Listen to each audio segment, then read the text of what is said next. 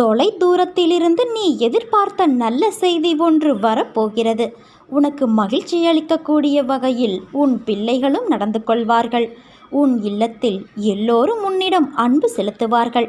நீ தனியாக இருக்கிறேன் என்ற உன் கவலை தீரப்போகிறது என் குழந்தையே. இன்று சில விஷயங்களை நீ கற்பனை கொண்டு இருப்பாய். நீ கற்பனை கொள்வதில் தவறு இல்லை. ஆனால் நிஜத்தில் அப்படி நடக்க வேண்டும் என்று எதிர்பார்த்து ஏமாந்து விடாதே. கற்பனைக்கும் நிஜத்திற்கும் நிறைய வித்தியாசம் உள்ளது. கற்பனையில் உனக்கு சுகமான இன்பத்தை மாயை நிறைந்த தோற்றத்தில்தான் தரும்.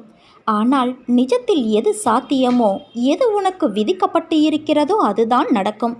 கற்பனையை நினைத்து நிஜமான நேரத்தை தொலைத்து விடாதே.